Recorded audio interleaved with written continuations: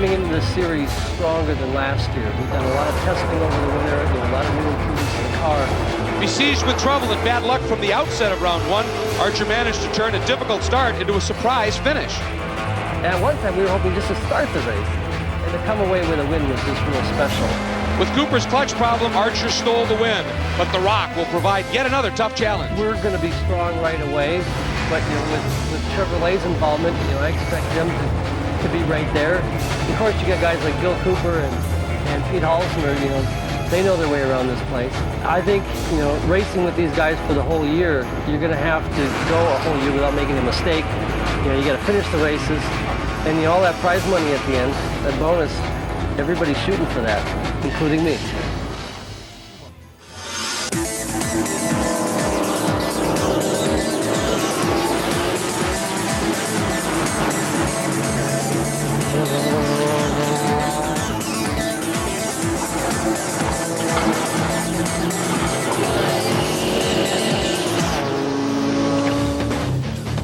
Welcome to round two of the Speedvision GT Championship here at beautiful Lime Rock Park. Hi everybody, I'm Greg Creamer along with Dorsey Schrader. And at Mosport, we talked about the need to get a car through 3 consecutive weekends of racing, how tough that is. And Dorsey, on top of it, you go from Mosport now to Lime Rock. They seem similar, but they're really not. Yeah, you're right about that, Greg. They're about opposite, actually. When you look at Mosport, long straightaways, emphasis on top end, big horsepower track. Here at Lime Rock, though, there isn't any straightaways. It's kind of like a backward oval. You go right all the way around here, only a mile and a half, one left-hand throwaway corner. You better have a car that handles good. So these mechanics have had to rebuild the cars, get them all set for round two. We'll see what happens. Well, and again, Mosport, 2.5 miles in length. Here it's only 1.5 miles, which keeps things very busy indeed.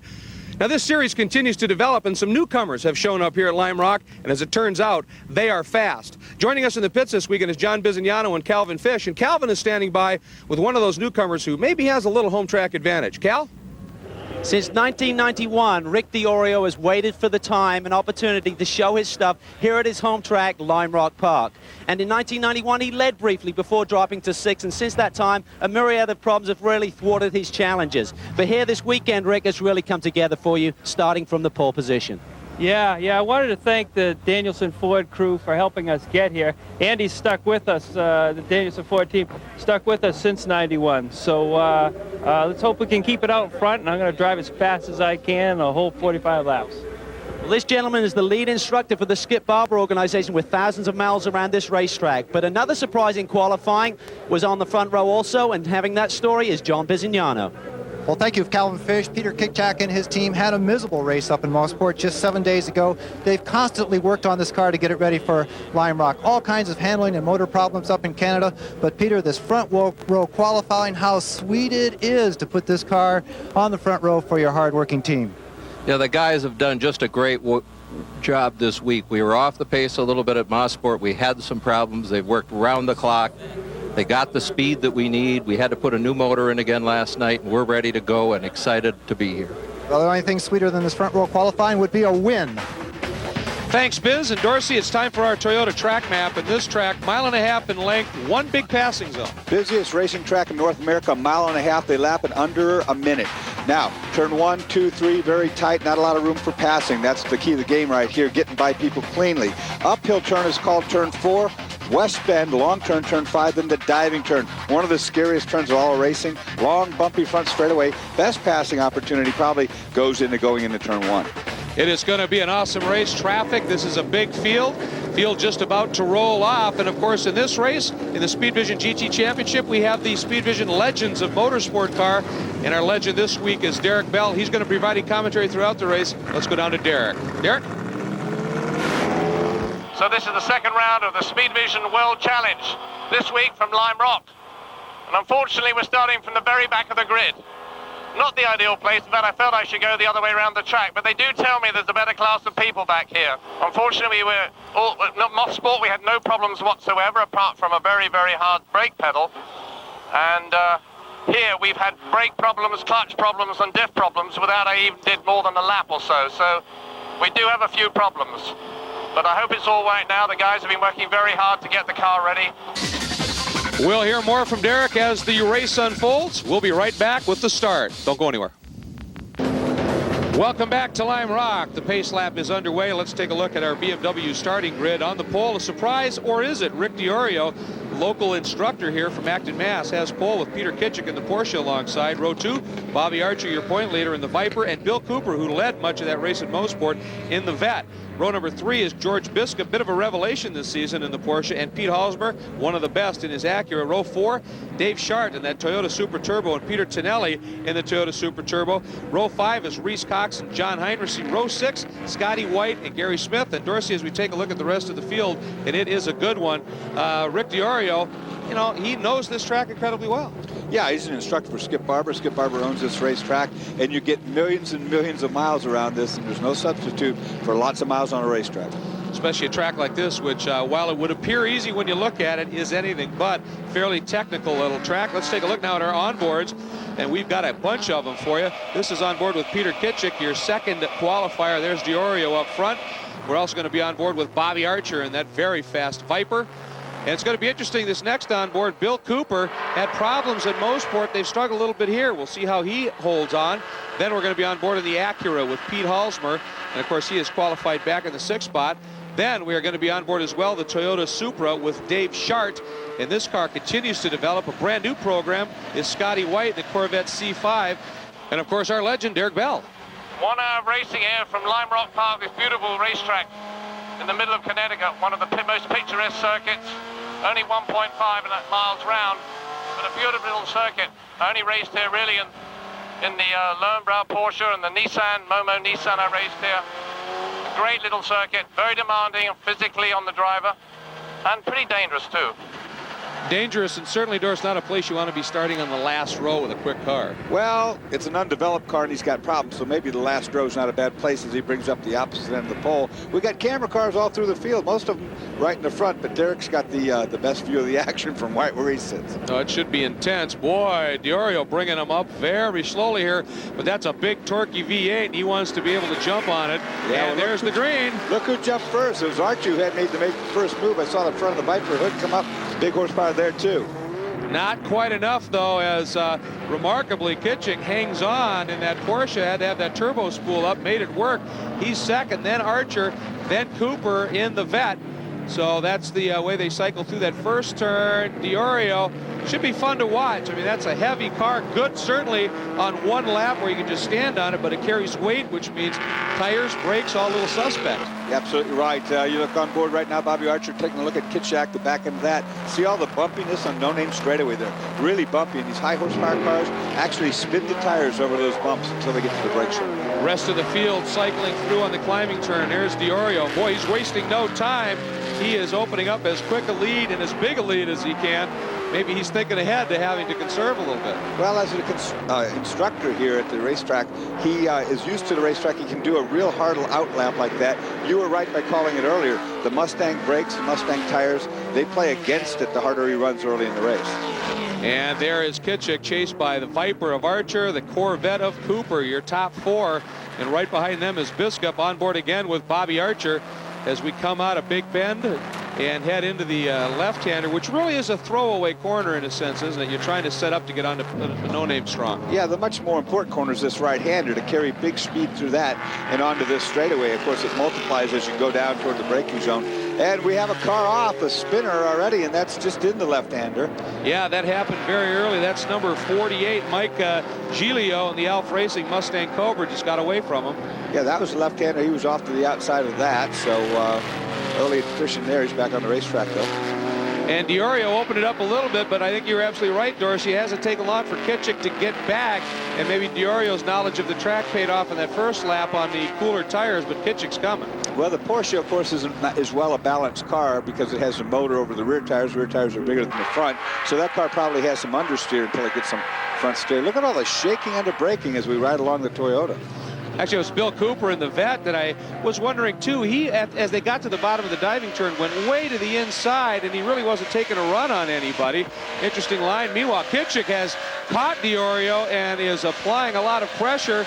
Here's where that Mustang torque pays off. Kitchak couldn't really use the gap to get a run on him, and DiOrio opens it up a bit. Yeah, now they're going to do the climbing turn right here, and you'll see them both come up here. The Porsche almost pulls a wheelie over the top of that car. Of course, Bobby Archer there in the Viper in third place. Watch them as they go down the downhill, Greg. They're going to come plummeting down the racetrack and onto this very, very, very bumpy front straightaway. I think that's what Cooper's doing, is trying to avoid the bumps by getting off the outside. The bumps on the outside are horrendous. Well, there is Archer, and there goes Cooper again. That's what I saw before, and he's not close enough to take a run. So you may be right, looking for a little bit of smooth track, because when we were on board with him last time in the Big Bend, he was getting shook up. Oh, Kitchak off the track. Oh, tires. Got him. But not hard. That won't have hurt the Porsche, I'm sure. But yes, he got on the outside of Big Bend, got in the gray area, spun the car, got in the grass. It's been raining. It's a little bit wet. Hear him refire the engine here. He's not going to be stuck because it's not much of a hill right there. I don't think those tires hurt the car. I think they did exactly what they're designed to do, which is dissipate that energy. Well, we'll get a look at that left side of the car. It looks okay here. Let's go back to the replay, and he just looked like he got it too hot. Got in there, locked the car up, and got out from the gravel on the outside, then the grass. Once it got in the grass, no stopping it, all the way to the tire barrier. Watch on board right now. He gets caught off by the brake on the Mustang. Gets on the brakes, and the back end steps out. Now he's just along for the ride. Bang! Watch now, he'll get the thing refired. Kills it. Well, I almost wonder in watching that if he wasn't surprised that Mustang braking a little sooner and harder than he thought, and just got in there and had to lock him up. Well, he got caught out. You're right. As we watch battle up front, that's Bobby Archer. We're riding on board right there in the Viper. He is taking the lead away from Diorio. There's Diorio on the outside still. Boy, Diorio fighting him strong at the exit of Big Bend on the outside. Archer had to give way, tucks in a second, and Diorio covers nicely through the right-hander onto No Name. Oh, big wiggle from Diorio as he went to throttle, and that's going to help Archer out. But you said it before, this is a tough place to pass. Yeah, and more than that, you got to look back in the rearview mirror. You got Cooper back there, so you can't be too aggressive and leave yourself out in the middle, because Cooper will certainly stick that Corvette underneath the Viper given the opportunity. All right, so local favorite Rick Diorio leads with Archer second and Cooper a very racy third. And with Kitchak going off, Biscup now runs in fourth on board with Bobby Archer early in the going here at Lime Rock. Welcome back to Lime Rock Park as Bobby Archer continues to hound Rick Diorio. And even though Diorio has a lot of knowledge here at the track, he's not without his worries, apparently, Calvin. Talking to Rick Diorio prior to the race, he had two concerns. One was to get a clean start and not be involved in any fracas going down into turn one. He got that job accomplished. The other one was he qualified on sticker tires. He did not get a heat cycle in the tires. He's unfamiliar with these tires, so he spoke to the BFG engineers after qualifying. They said, you may have a problem come race time. They may get a little slick halfway through. So it'll be interesting to see his progress as these laps go down. Well, Dorsey, that's a very good point. He may have knowledge of the track in his car, but a brand new tire compound and starting on stickers, that could be very problematic. Well, what happens with stickers are they run too hot. When you first run them, the first heat cycle you put in on a sticker tire, they get really hot. They'll drop some 20 degrees temperature on the second run. Well, Rick doesn't have much time to do a second run. He's on stickers now. So if they get really hot, over 210 degrees, he'll start squirming around for sure. So maybe very strong, very good idea by Bobby Archer to hound him mercilessly, keep that pace up and overheat those tires as much as possible and take a run at him. Also some traffic coming up here. That's a car. It's Terry Lackey who's limping around. So I think he's going to be able, both will be able to slide by nicely. And they do, although Cooper got a run on him. But Bobby Archer working the mission right now. And I'll tell you, this is a guy who's got some experience here at Lime Rock as well, Biz. Well, talking to Bobby Archer before the start of this race, he was very happy with the way the car performed up in Canada. Of course, they won that race. He likes the Lime Rock track. They finished third here last year. He thought the race would come towards him in the closing laps. Look for a great battle up front, guys. Well, we are right in the thick of it right now. There's Diorio in the red Mustang, Archer in the blue Viper, and they have drawn away a little bit again from Bill Cooper, but he closes right up in this section. He's got a great run, Cooper does, through that right-hander. Yeah, he gets the Corvette through there cleanly, and he makes up the ground a little bit there on Bobby Archer, or Tommy Archer, rather. Diorio, I think his tires might be going off. I see that thing starting to be a handful as he comes off corners. Looks like it's spinning the tires up on the exits corners. You know, it's interesting here. We were speculating that this track might really favor the Acuras or perhaps the Porsches a little bit, being momentum. But we got 3 big, high horsepower V8s or V10s in the front. Yeah, but it's still early in the race, and these things tend to go off more gradually. It'll be toward the end. You see Cooper again getting away from the bumps, I think, running down kind of the middle of the racetrack instead of just getting all undulated over there. You can see the margin from our top 3 back to Biscup, the white and green Porsche right here. He currently runs in the 4th spot. And when he there was the bumps. You see, it was we're just talking about the bumps on the outside. He drove it to the outside. You saw him in the brake zone. He almost lost the car as a result of going up and down over the bumps. He was doing the proverbial flail inside the cockpit to save it. That was a good save, but you get over there and you brake, and it starts locking up brakes and jumping up and down. There's not much you can do. Real good save right there by George. Yeah, Biscup drives the Biscup racing machine, and was a bit of a question mark coming into the opener Motorsport. Nobody was really real familiar with him, and he was awesome up there, and he continues to impress here. We go a little bit further back. There's Pete Halsmer in the Acura. All these cars spinning the tires up over the uphill. You hear the engines revving up there. This Acura, a mid-engine machine, the NSX is, and really strong in the handling department, but still not quite on par horsepower-wise, and it certainly looks right now as we go on board with Pete, that horsepower is what's paying off, at least right now. Well, the Honda American Racing Team guys have been working with this car. They're really trying to get it a little bit quicker. Pete Halsmer, a very, very experienced race car driver. He's getting the most that he can out of the car. You can bet on that. Boy, and a good battle behind him is 94 Dave Shart on the driving the Toyota Super Turbo. Right behind him is Reese Cox in the new Chevy Corvette C5. And this too, this Toyota program is one that is in the development stages. They were running in the street stock programs the last couple of years. They really liked what they were seeing in the Speedvision GT Championship and decided to give it a try. So they're developing on the go. And of course, Cox in the vet behind him. That's a brand new program for that brand new C5. Well, Lime Rock is not an easy place to drive a turbocharged car. I know because I've driven one here before. All turbocharged cars have a little bit of turbo lag. What you want at Lime Rock is torque, massive amounts of torque. That says Viper, that says Corvette, that says Mustang Cobra. Boy, and it is working. There is Shart. There comes Cox down the hill. We go back to the battle at the front, and there's some traffic for Diorio and Archer. They've driven away a little bit from Cooper. We're on board now with Archer, and I see there's some smoke coming from that car, the lap car we're coming up on, and that's the Mustang of Paul Brown, and I don't know whether he's depositing anything, but that smoke certainly has to be a little distracting, and Archer's going to get trapped on the outside. Yeah, he's trapped on the outside, and they need to get by that car because if that's oil, it'll oil up the windscreen. You won't be able to see anything. Things are getting interesting here in the early going of our Speedvision GT action at Lime Rock. We are back at Lime Rock, and Bobby Archer has cleared that traffic, and it took him no time at all to reel in Diorio once again. Hear that little squeal? That's the brakes, isn't it? Yeah, it's just real hard compound brake pads are running. When it gets on the brakes hard, you hear that little squeal there. Archer using them very effectively right now and is all over Diorio, and of course they're coming into some traffic once again. Here's that diving turn and onto that long front straight. And Bobby Archer, he talked about in the open of the show the problems that they had up in Mosport, but Biz, things are going a lot better for the Viper Speed team this weekend here at the Rock. Well, we just talked to Bobby Archer's crew chief. We're asked what was going on the radio. He says, I've never heard my driver so quiet. They asked him if there's any problems with the car. He says, I only have one problem, a very fast Mustang in front of me. Also, Bill Cooper, don't count him out. He has 8 years of experience in this type of racing. He could be laying back, just keeping everything cool for the closing laps. This is going to be a great shootout, guys. Well, it's going to be an awesome shootout, and Dorsey Biz mentioned the fact that Cooper very experienced and keeping the car underneath them, and they've been dealing with some temp problems all week, and it's pretty warm today. Is that move down at the bottom of the diving turn way to the inside, is that also maybe helping with air? Well, it doesn't hurt anything with air, but I don't think that's why he's doing it explicitly. I really think he's just trying to get off the bumps. We've got another spin. I think that's that same car again. Yeah, number 48, Mike Giglio, is off once again. And that's one of the problems here. If you're mid-pack and you're getting hammered by lapped cars and faster cars as well, you get offline in a hurry. Well, he was off there. That was the kind of the latter part of Big Bend, our turn one. Now he's rejoined the race.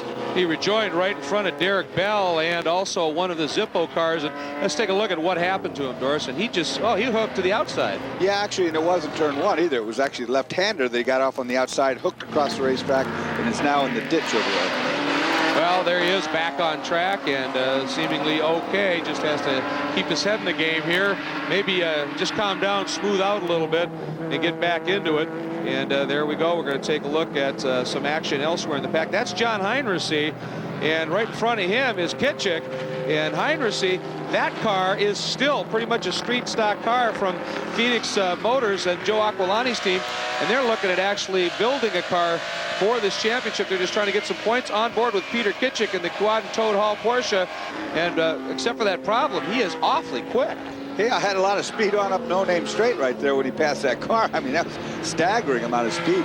This is a good racetrack for the Porsche. And these cars are really fast here at London. One of those situations that when he's alone and doesn't have traffic to work with and he can keep the momentum up with the turbo spooled, these cars are really brilliant here, aren't they? Yeah, it's a good car for here. It handles the bumps quite well. That's a key issue. It's not as heavy as some of the Corvettes and the Vipers and so forth. There is Kitchak having a very strong run as he heads into Big Bend. Let's check in with Calvin Fish. He's got some information on Kitchak. Talking to Peter Kitchak's crew, they believe that the car is fine after his early lap off. They say he's got down to the times that he was running on the first couple of laps, and he's back in the group and keeping his head down, trying to get it back to the front of the pack. Problem is, Cal, he lost a lot of ground. He's working by a couple of the slower vets out there, and he definitely is on the move. There's no question. He's just backwards. Oh, Archer taking a move on board, and he got by Diorio easy. Too easy. I'm wondering if something went wrong there. Diorio's car looked slow coming off that corner on the downhill. Archer made that pass easily, like you said. We'll see what happens here. Yeah, he was by him almost before they got to the start-finish line, and that's early on that straight. Yeah, it looked like there might have been some sort of a problem there with the Mustang. But if it was, he's back on it now. Clear track right now for Bobby Archer. He is in front of Diorio. The question now is whether he'll drive away from Diorio or whether Diorio can stay with him. Let's take a look.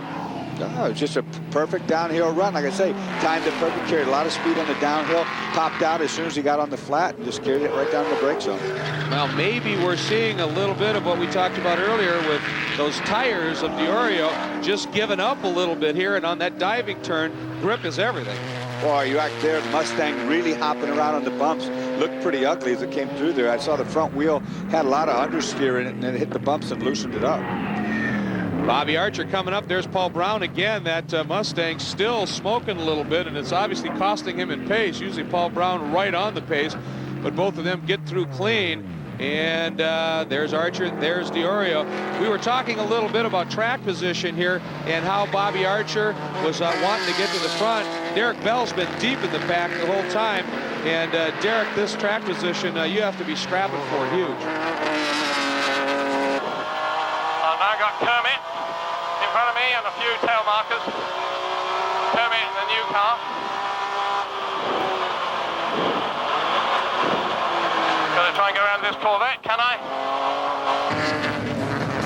And he makes the pass around Terry Lackey in the vet. He's basically chasing the car. We're going to see Derek in a lot more as this season unfolds. We'll be right back. You are on board the Toyota Supra Turbo of '94, Dave Schartz, and he is chasing Reese Cox in that new C5 vet who snuck around him, and behind him, Peter Kitchak is closing in. Kitchak is absolutely flying back around this pack. Yeah, he's done a good job of catching everybody back up. He's driving that Porsche quite hard after he went off down there in turn one. See down the diving turn right now, a lot of G-forces there. He's back in the draft now. He's in the slipstream. So, look at that big smoke. Something just went back in. You can hear his crew say, "You're smoking heavy." They noticed it as well, and he immediately, well, when the crew tells you that, you immediately get out of the throttle and get offline and try and then assess the situation. He is venting out of the engine right there. Yeah, look at the bottom. There's a vent tube that's coming out of there, and it's pumping straight oil. It's pumping it onto something, and that's going to make for an awfully slippery racetrack for the guys behind Mr. Kitchak. Kitchak just trying to nurse it around, get it back into the pits, but boy, a lot of the space he's at right now, he's right on line, Doris. Yeah, he's running on line, and he's spewing a lot of fluids there, it looks like. Ride with Peter Kitchak right now as that's into the climbing turn. I was listening there for the engine. It still sounds like it's running on all six. Sounds fine, but he's offline now. You see he's pulled offline. And there's Bobby Archer still hanging on over Diorio.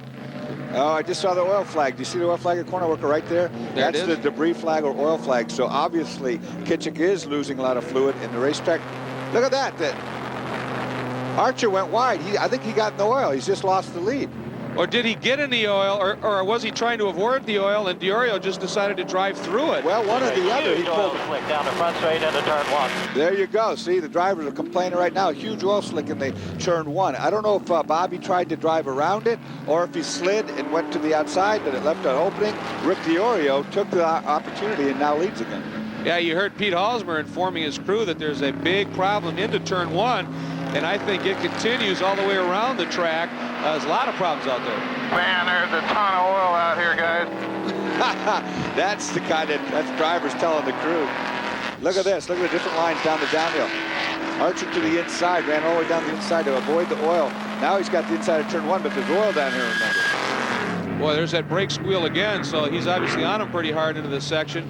Diorio, boy, if anybody knows the rain line around this track, and if the oil's down in the dry, that might not be a bad plan, and it's certainly working for him right now. Scotty White, the vet, was that last voice you heard, and they are very concerned about the quantity of oil out there. Well, it's not too bad, the oil, if you can see it, but if you can't see it, and sometimes you can't because the sun glares on the shiny surface of the road, then you're really, really in trouble because you'll be driving in. If you can see it, yeah, I can see it right there. See it on the uphill? Yeah, easily. These guys all go to the inside of that. They can see it. Smart move there. There is the, that's another of the Toyota Super Turbos. That's Peter Tonelli and John Heinrichsey in the Pontiac right behind him.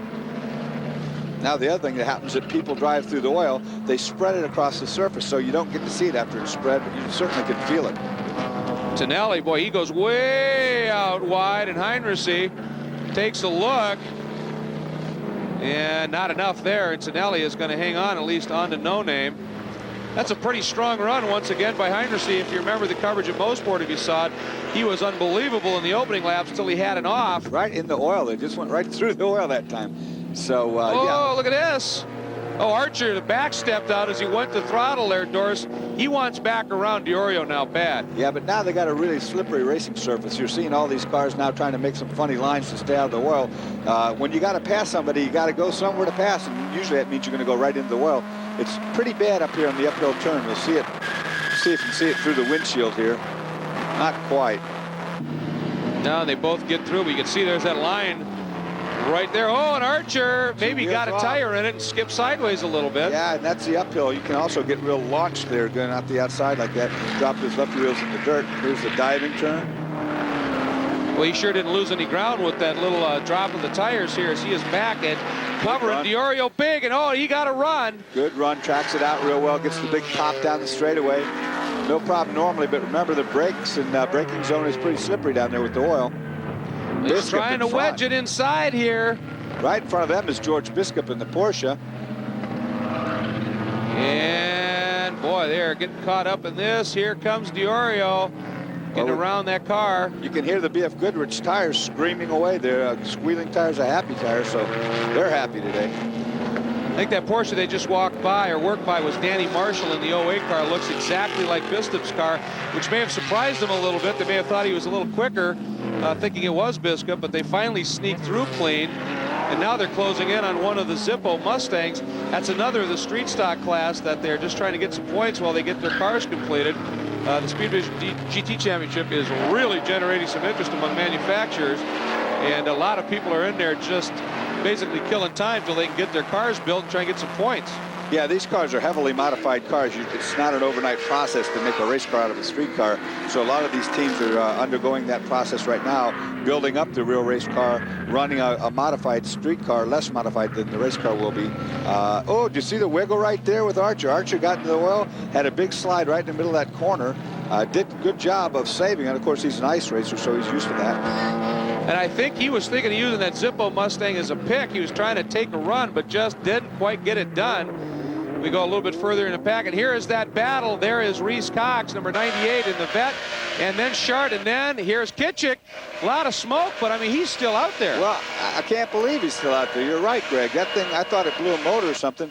We saw it venting oil pretty heavily, and but it quit smoking, which means either it fixed itself or it's out of oil, and I think it's probably the latter.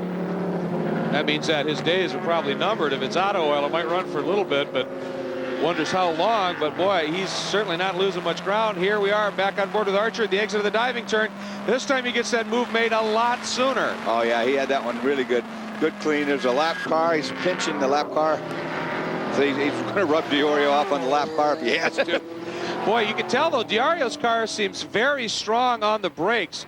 And even though Archer was alongside, under braking, he was able to make it tough. That was good racing back there. You know, they saw the lap car and, oh, look at that. DiOrio with the big mega slide.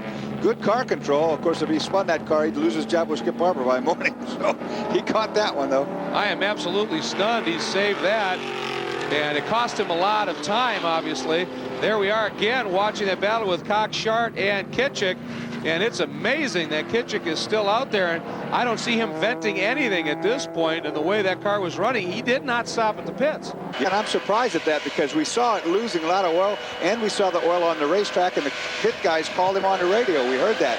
But for some reason, he hasn't stopped the pits, and that car's still running.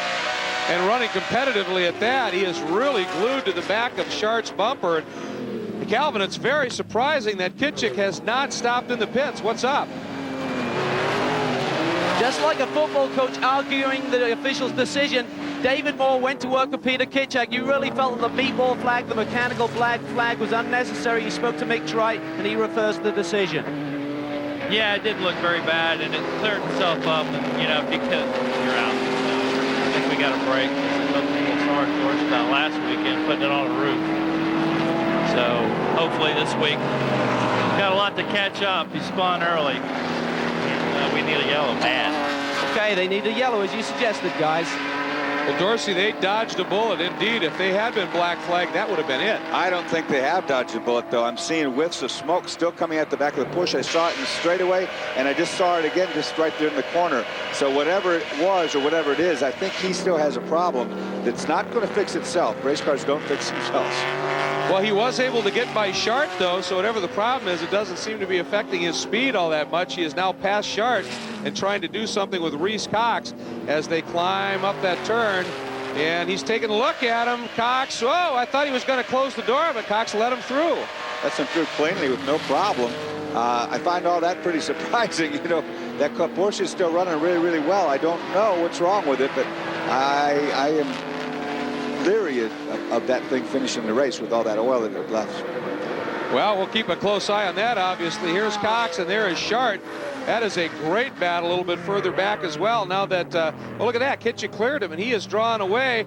And here is Derek Bell, and he's taking a look at some traffic as well as he works through the pack. And there is that battle between Heinrichs and Tonelli. And so it doesn't matter where you are on this track, apparently. You're finding somebody to race with. Some great battles throughout the pack on board, looking backwards from Derek Bell. Welcome back to Lime Rock, the Speedvision GT Championship Round 2, and it looks like Bobby Archer, Dorsey, has opened that up a little bit now over DiOrio, and he's got himself a little breathing room. Yeah, that's the biggest gap we've seen all day. DiOrio really falling off badly now. Maybe it's the tires like we talked about before, the fact that he had to go out on stickers, but big gap. Wow, and Archer gets a break with that lap traffic. But Calvin Fish, it's possible it's not just tires, I understand. Rear tire temperatures may be a problem for Rick DiOrio, but right now, even more so, is the engine temperature. He's reaching a 240-degree mark on the temperature gauge. They like to run about 220, so he's decided to back the pace off a little bit, see if he can get those temperatures back down, and then make a charge towards the end of the race. That looks like a crew with a little concern on their faces, Doris. 240 on water temp is awfully hot, and it usually won't come back down from there. Oh boy, lockup brakes in turn 1. That poor car's been in trouble a couple times already. They've got oil smoke. It's going to be pretty slippery out there, I would think. Well, of course, his oil and Kitchak's as well. Mustang hit me. That was Kitchak, and you now know why he was suddenly. Look at the left front corner. There's some serious damage there, and we know why. Let's take a look on the onboard, Doris. They said Mustang hit him. Sure enough, the Zippo car turned in. He was inside of the Zippo car. I guess the guy didn't see him there and took off his right front fender.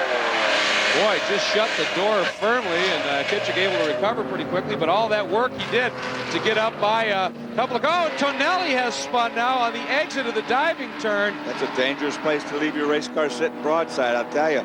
He wants to be getting out of there right now. But, oh, there goes Archer. He elected to go around the outside. There is some room.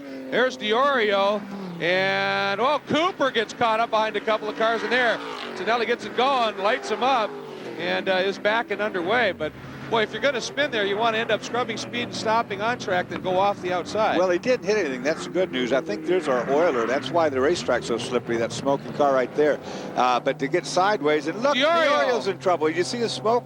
I think his oil temperature or water temperature just bit him.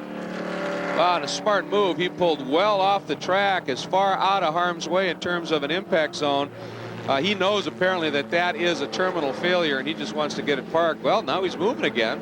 Yeah, he's got it up and running again, but I sure saw smoke over there when he pulled it off the racetrack. Now he's going through. Oh, Heinrichsey off on the downhill now.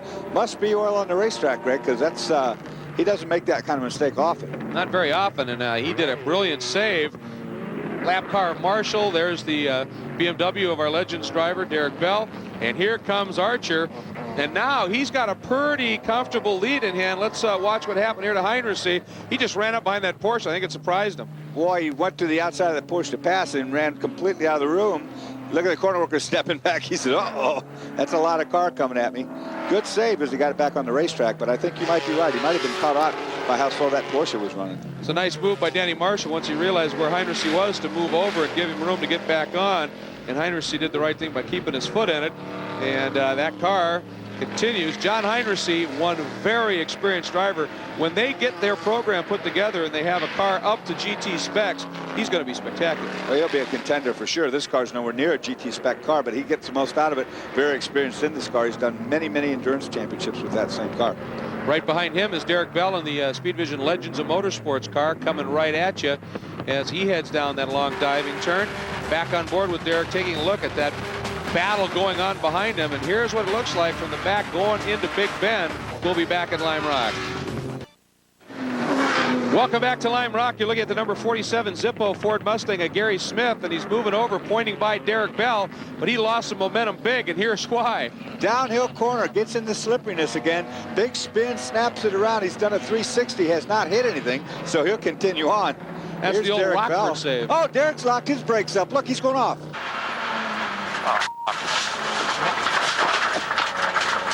It just pulled the front brakes off my wind. Well, a little emotion there from Derek Bell as he's bringing it back on. My sentiments exactly. He got out there. That's up. Here's Kitchak. Kitchak is off the racetrack. He's off. I think this time his day is done. Boy, he's pulling over and stopping, and it's not good at all. You're not seeing a lot of smoke out of the back of that car, but that may be because, as you said, there's nothing left. Well, you look at it, that fender from the earlier incident. Well, here's the onboard. Let's see what happens. Oh, missed a gear. He's dead. He missed a gear. You heard it. Gearbox just let go, David. Oh, he didn't miss a gear. He didn't have a gear left. You heard the engine wind up. It snapped a gear, snapped the shaft of the transmission. His day is over. He is done. He's talking to one of the corner workers. And let's go back and take a look at that loop by Smith. Boy, he just gets away from him on the downhill. He's got it locked down now. He'll release the brake, let it snap around, get back on the brake. That gets him headed the right direction again and out of harm's way. Like I said, Jim Rockford would be proud. That's where he learned to watch all those Rockford Fowl shows. Now he's back at speed up through the climbing turn. Through West Bend right here, and there's one of those vets out in front of him. And there's the blue and white vet, a lap down, doing a nice job of just trying to circulate. That's Terry Lackey. Had that huge flip at Moseport, if you watch that show near the end of the race. And Gary Smith, that Zippo Mustang, that doesn't seem to be too much harmed by that spin, maybe a little flat spot on the tires, but he's able to stay after it, and he's running right now pretty strongly with Scotty White. Actually, by releasing the brake and letting it snap back around the other way, it didn't give him a flat spot. He let the tire roll, so he's probably okay on that. Probably, and up front it is Bobby Archer in the Viper Speed Dodge Viper that continues to lead, but there is Bill Cooper in that multicolored vet with the yellow wheels, and he is starting to close it up just a little bit. And they too, that's the C4 vet. They are in the process of building a C5, but this is one quick C4. Yeah, Bobby Archer would like to back off the pace, but he can't with Cooper pressuring him like that. I say he'd like to back off, of course, because the racetrack's oiler. We're seeing all these spins, but when you got a guy hounding you like you got when you got somebody like Bill Cooper chasing him, you cannot let off. Yeah, it's not like he's right underneath that rear spoiler, but every time Bobby looks, he sees that car. And at Moseport, he followed that car from behind for a large part of the race. and he knows Cooper is merciless. It's getting interesting here at the Rock. Welcome back to Lime Rock Park, and it's time for our Sears Die Hard race reset. And as we're getting right down near the end of this one, it's Bobby Archer leading. There have been 3 lead changes, and it's been either Archer or Diorio, and they have put on a fine show. Diorio now has problems. He's out, as is Peter Kitchak, a couple of the front runners. And Archer leads. There's Derek Bell, but there's Cooper. And, well, I'll tell you what, even though Cooper's back there a little bit, Doris, Bobby can't be that comfortable. No, he's not comfortable at all. The racetrack's really greasy and slimy. Everybody's spinning out, crashing all around him. Lap cars to have to be dealt with, too, right there in front of him. Yeah, he can't let the guard down, not yet. And there is Bill Cooper, that number 75 vet. And as we said, at Mosport, he had that Pirate Racing car awfully quick. He had mechanical problems, but he seems to be minding things, minding the store, as it were, very nicely. Minding is exactly what you do at Lime Rock. You mind your manners, mind your business, and you try to drive, as clean as you can. Let things come to you. Don't force issues. And Cooper now is going to have to work through that same group of traffic that Archer just went through. Here's some battling a little bit further back in the pack. There is Biskup, who has very quietly, Dorsey, worked his way into a very solid third. Yeah, George Biskup, of course, we thought that was him earlier, but it wasn't. It was a car that painted just like him. George has been out of trouble all day. There's the white flag, meaning 1 lap to go. So right now, Archer telling himself to be calm. Don't worry about this traffic. Don't rush things. Don't make a mistake. And you got this one in the bag. It's only a 56-second lap. So he'll be talking to himself this last lap, I guarantee you. And being very careful in traffic. Nice move there by one of the vets. And he knows he's got this one covered, as you said, if he's just smart about it. Cooper's second. And with Biskup, that quiet run to third, remember he had a second at Mosport. He is really looking strong in terms of the points if he can hang on here. But Archer going for his second straight. And for a program that came together, a little lock up there by that vet, or that Mustang again, for a program that came together as late as this one, if Archer wins 2 in a row, that's huge. Yeah, that's the stuff that scares you on the last lap. See the car in front of you locked down, all of a sudden a bunch of smoke come up, you don't know what it is yet. And all you want to do is get home to this place right here. There he goes. He moves clear of that car, and Bobby Archer hangs on and takes win number 2 straight for that Viper Speed team. Remarkable achievement for Bobby Archer. There's Cooper hanging on for a strong second place. Nice job, and boy, he just did it right. Took very good care of that car, and Biskup indeed takes third. These guys all stayed out of trouble. They don't have anything wrong with their race cars, so they can race again next week. That's what you want to do on these long ones. Here's Pete Halsmer bringing the Acura NSX across the line. There is Halsmer, and a nice run by Halsmer. And there is Diorio. He had that problem. Looked like he was going to park for the day. Then he eased it back onto the track. Whatever it was, he kept it under him, and it has a 5th. Well, maybe the thing overheated, and he just sat and let it cool. I don't know, but he definitely has a run again. Yeah, a bit of a surprise, but a good run by the local favorite. And so Bobby Archer, as he's enjoying the spoils of victory, the wave to the crowd around the track. There is Cooper behind him. Bobby Archer, whoa, a little wide on the cool-down lap. We'll be back to talk to Bobby and the rest of the game. Bobby Archer, 2 for 2, but it looks like patience really won you this one today, Bobby. Well, we're going to take a little credit for our smarts on this one. We decided to race in the same tires we used last week, and we knew that the pole sitter had started on sticker tires. So it's my job just to run him into the ground until his tires went away, and our tires were just perfect. They were consistent every single lap. And, we could see he's starting to slip and slide, and I just kept on the pressure. The car was running hot, but, we saw we had a little bit of cushion, and we gambled on it, and it worked. I mean, how many times do you win a race or 2 races on the same set of tires nowadays? That is a remarkable testament to the BF Goodrich tires this series runs on. Let's take a look at our final standings. Bobby Archer the win, 2 in a row for him. Cooper a strong second, Biskup a very solid third, Halsmer strong showing for the Acura, Diorio bit of a surprise there to come home in 5th. And we take a look at the rest of the running order. Shard, Cox, Heinrichs, White, some great drives there. Derek Bell ended up 10th. Good day for Derek, coming from dead last with a car that had a lot of problems. He persevered, and will do so for the rest of the year, we hope. Oh yeah, we're going to hear a lot from our Legends drivers. A gentleman that put in an awesome drive was Bill Cooper, and again, we watched him making some unusual moves early. Bill Cooper, mighty savvy, and he knew exactly what he was doing. And right now, Biz has caught up with our second place finisher. Bill Cooper is climbing out of the car, and I think he's a little bit happy to get out of this thing. It's like a steam bath in there, Bill. Looks like this race came to an end just in time for you with all that steam coming out from underneath the hood. Oh yeah, we were we were overheating pretty much from the halfway point, which is a problem with the ZR1s. We know that. But before that, my real problem was I ran out of brakes. But Les Stanford Chevrolet just did a great job here. The crew did a wonderful job. We'll just come back and try and get him next time. Well, congratulations. He had a fine 4th place finish up in Canada just a week ago, and he's on the way to Mid-Ohio. Great run by Cooper, and that puts him 2nd in the points, as you see, behind Archer, but he is only 1 clear of Biscup, then Charlton Halsmer, and manufacturer points, Viper. Yeah, and he's got a new race car being built. He can't wait to get that, I guarantee you. He knows it'll be a better car than what he's got now. It certainly should. Absolutely great racing here at Lime Rock. We'd like you to join us in 2 weeks' time for our coverage of Round 3 from the Mid-Ohio Sports Car Course. For Dorsey Schrader, John Bizignano, Calvin Fish, I'm Greg Kramer, Bobby Archer celebrating at Victory Circle at Lime Rock. We'll see you next time right here on Speedvision. Thanks for joining us. Take care, everybody.